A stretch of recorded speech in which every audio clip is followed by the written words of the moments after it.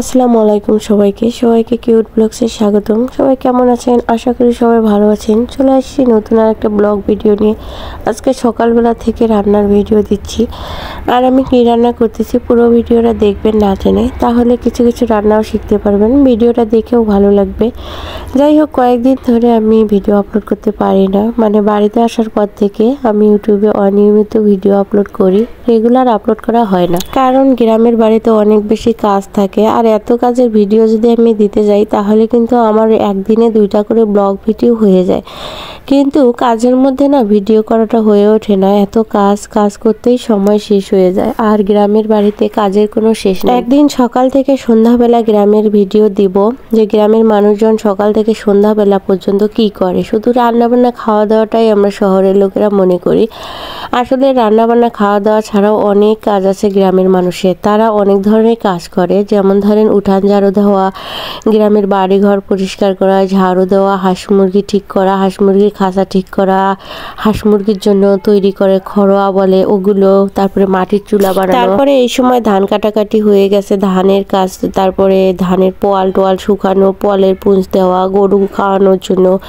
গরুর ঘর তৈরি করা, গরুর ঘর ধোয়া, মানে অনেক ধরনের কাজ আছে। আর সব কিছু করতে করতে গ্রামের মানুষ না একটু রেস্ট নেওয়ার কথাই ভুলে যায়। তো সেটাই আমি আপনাদের সাথে শেয়ার করব।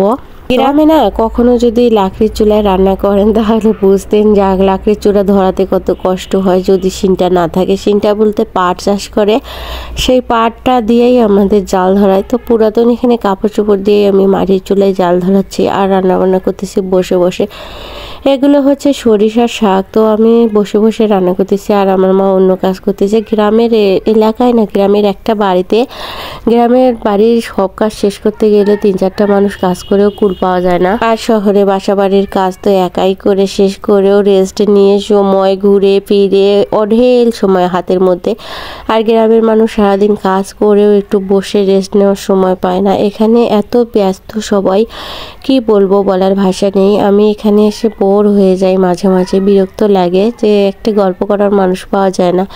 আর মোবাইল দেখতেও ভালো লাগে না, কারণ চতুর্দিক থেকে এত শব্দ আসে, কারণ গ্রামের মানুষ কাজ করে না, শব্দ তো হবেই। আবার সব থেকে ঐতিহ্যবাহী একটা জিনিস, গ্রামে খুব বেশি ঝগড়া লাগে। এই পাশের বাড়ি থেকে ও পাশের বাড়িতে, পাশাপাশি বাড়ি থাকলে বেশি ঝগড়া লাগে। বাচ্চা কাচ্চা নিয়ে ঝগড়া লাগে, হাঁস মুরগি নিয়ে ঝগড়া লাগে, ছাগল গরু এইসব নিয়ে ঝগড়া লাগে, যদি গাছে পাতা টাতা খায়, এই কারণে আর কি।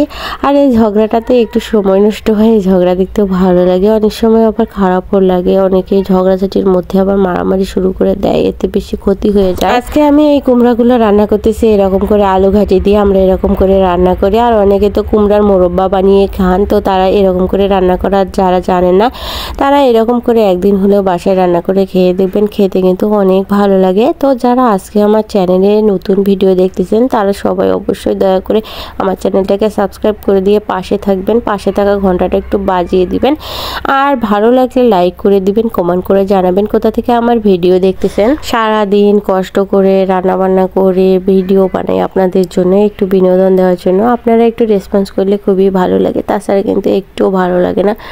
যাই হোক, আমি এখানে বসে রান্নাবান্না করতেছি, আর চুলার পরে অনেক সুন্দর রোদ চলে আসতে দেখেন, দেখাই বোঝা যাচ্ছে যে চুলার পরে কত সুন্দর রোদ চলে আসে।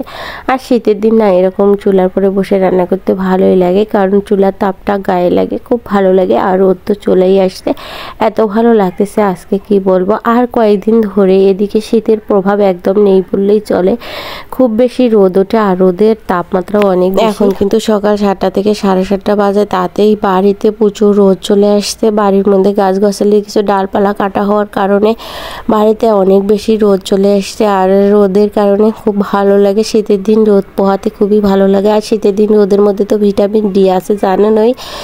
যাই হোক, এখানে বসে বসে রান্না করতে খুব ভালো লাগতেছে। আপনাদের কেমন লাগতেছে আমার ভিডিওটা সেটা অবশ্যই কমেন্ট করে জানাবেন। আর হচ্ছে গ্রামে আসার পর থেকে আমি রেগুলার আগের মতো ভিডিও দিতে পারি না, কিন্তু যেটুকু দেই চেষ্টা করি খুব সুন্দর করে তৈরি করে আপনাদের মাঝে দেওয়ার জন্য। আর গ্রামে না নিজেই উপভোগ করতে একদম এত ভালো লাগতেছে, সব কিছু উপভোগ করতে ইচ্ছা করতেছে। আপনাদের সাথে কোনো কিছু শেয়ার করার ইচ্ছেই হচ্ছে না, মানে যে জিনিসটা দেখতেছি সেটা নিজেই উপভোগ করতেছি, যে ভিডিও করে আপলোড করব, এডিট করব, এইটাই ধৈর্য হচ্ছে না।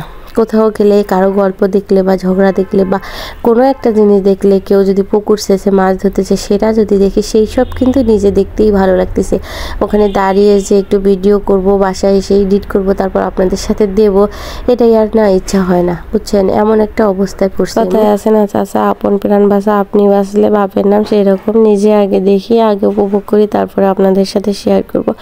আর গ্রামের মানুষজন মাটির চুলা এরকম করে পাতিল বসিয়ে ভাত রান্না করে, আর উপরে এরকম করে ঘুষি দেয়, এরকম করে ভাত উতলায় বলকায়, তারপরে এটাকে বলে বসা ভাত।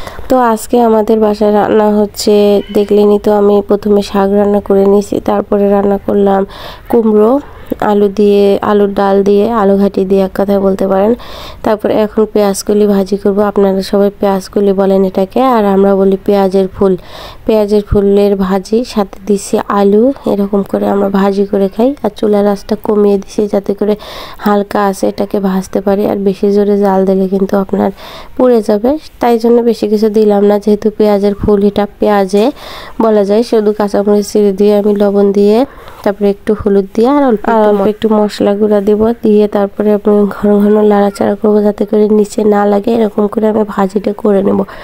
তো আজকে আমি এবছরে এই প্রথম পেঁয়াজকলি মানে পেঁয়াজের ফুল ভাজি করে খাচ্ছি। পেঁয়াজের ফুলের ভর্তা খেতেও ভালো লাগে, তো ভাজিটাও খাই আমরা। তো আজকে অনেক বেশি নিয়ে আসছে, তাই জন্য ভাজি করা হচ্ছে। এরকম করে আমি ঢাকনা দিয়ে ঢেকে দিয়ে ঘন ঘন নাড়াচাড়া করে পেঁয়াজের ফুলটা ভাজি করে নিব। আপনারা কীরকম করে বাসায় রান্না করেন অবশ্যই কমেন্ট করে জানাবেন। আমাদের রান্নার সাথে যদি কোনো প্রকার রান্নার মিল থাকে সেটা অবশ্যই কমেন্ট করে জানাবেন। আর গ্যাসের চুলায় রান্না করতে করতে মাটির চুলায় রান্না করতে এখন অনেক বেশি ভালো লাগে। গ্যাসের চুলায় রান্নাটা আমার আর ভালো লাগে না, বিরক্ত লাগে। মাটির চুলায় রান্নার একটাই সমস্যা, সেটা হচ্ছে কালি হয়, আর তাছাড়া কোনো সমস্যা নেই। আর গ্যাসের চুলায় কালিটাই হয় না, এটাই একটা সুবিধা। যাই হোক, এরকম ঢাকনা দিয়ে তুলে আমি ভাজি করে নিচ্ছি। তো আমার ভাজিটা হয়ে গেছে। সবাই ভালো থাকবেন, সুস্থ থাকবেন, চ্যানেলটাকে সাবস্ক্রাইব করে দিয়ে পাশে থাকবেন। আল্লাহ হাফেজ।